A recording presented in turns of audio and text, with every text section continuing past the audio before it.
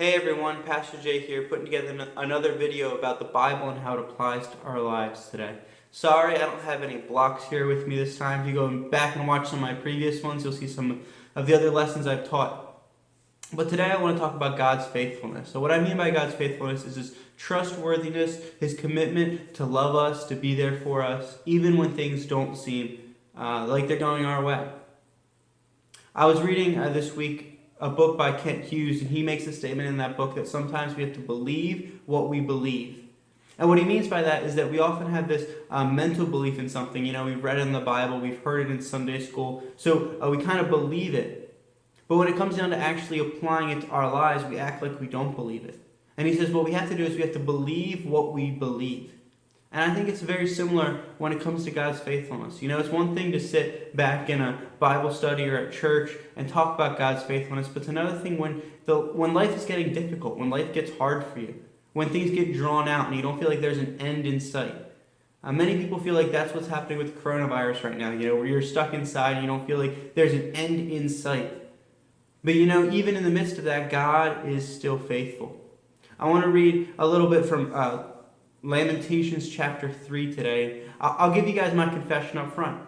I'm not a big fan of the book of Lamentations. It's a very depressing book. It's a very sad book to me. The word Lamentations means lament. It means an expression of grief or sorrow. And what's happening in this book is Jeremiah is walking around the city of Jerusalem after it had been destroyed by the Babylonian Empire, and the entire city was in ruins, and the temple of God was in ruins.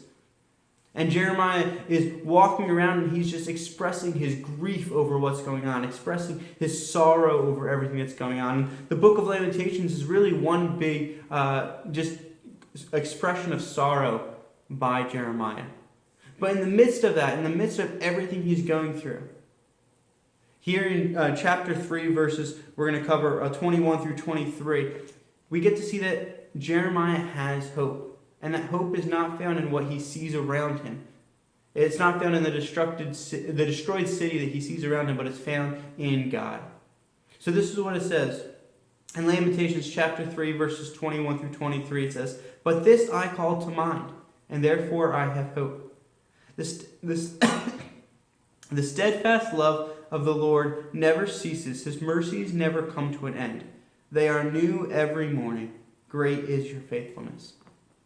So in the midst of all the difficulty that Jeremiah is seeing, he says, I am choosing to think about something to give me hope. He says, this I have to call it to mind. It's not something that is initially there. What I'm seeing right now, the world around me is telling me I should think one way, but I'm going to call this to mind in order to have hope. And what he calls to mind is God. It says, God's steadfast love, it never ceases. His mercies never come to an end. It says they are new every morning. You know, God's love for us stands true no matter what we go through. It's a love that we can't escape. And it's expressed in God's mercy towards us when He sent His Son, Jesus Christ, to die on the cross. If you guys saw the sermon that I preached this past Sunday, it really spent some time talking about God's mercy for us. Romans 5:8 says, God demonstrates His own love towards us in this, that while we were still sinners, Christ died for us. And you know, that's a love that it stands true no matter what's going on around us. And it stands true no matter what we go through, no matter what we are doing. You know, I get a good picture of that love when I think of my relationship with my daughter.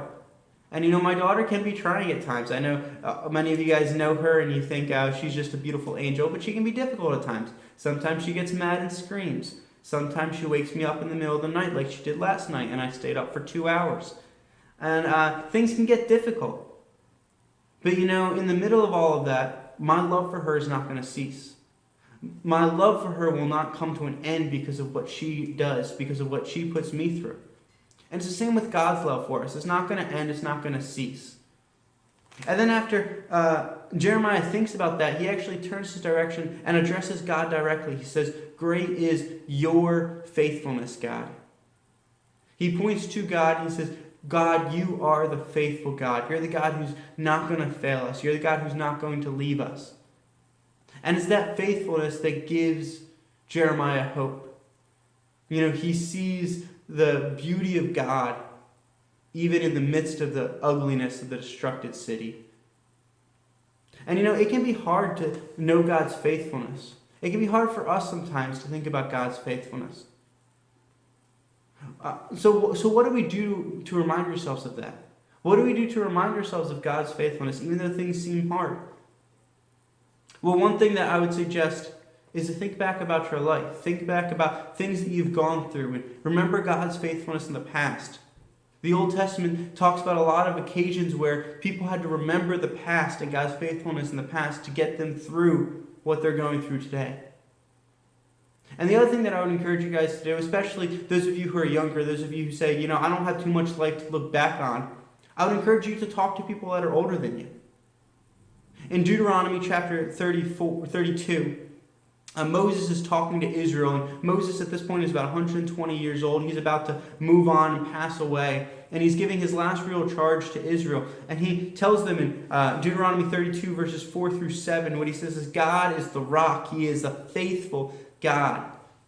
And then he talks about some of the younger people coming up, and he calls them a wicked generation. He says, you guys aren't remembering God. And then he tells them this in verse 7. He says, go to your fathers and let them talk to you. Go to your elders and they will tell you. In other words, Moses' instruction is, you haven't lived a long life, so you don't necessarily have a ton of reference for God's faithfulness, but go to people who have lived a long life. Go talk with them, and they will testify to God's faithfulness.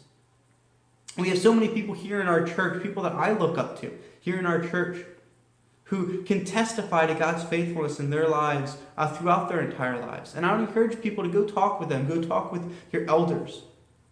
I specifically talk with my father and remember God's faithfulness in my father's life for everything that my father's gone through. I wanted to wrap up by referencing a hymn that many of you guys have heard and many of you guys know. It's a hymn called Great Is Thy Faithfulness. If you guys haven't pictured that hymn at this point in time, that hymn comes from this book of Lamentations, this verse that I read. And Great Is Thy Faithfulness was written by Thomas Chisholm. And I looked up trying to find a cool story of his that really drove him writing this song. And the fact of the matter is there was no deep story that caused him to write this song. He wrote the song when he was in his 50s, and he had spent an entire life of having a lot of physical problems. Because of that, he hadn't been able to hold a job for long term, so he had kind of been in and out of jobs, had many physical problems. But at the age of, in his 50s, when he was able to just sit back and look back at his life, he was able to say, God's been faithful to me. God's been faithful in the midst of all that I've gone through in life. So I'd encourage you to look at people like Thomas Chisholm. I'd encourage you to look at our elders, talk with them, have conversations with them. Look back in your own life and remember God's faithfulness to you. Because God is the faithful God no matter what we go through. Great is thy faithfulness. Well, looking forward to putting out my next video for you guys next time.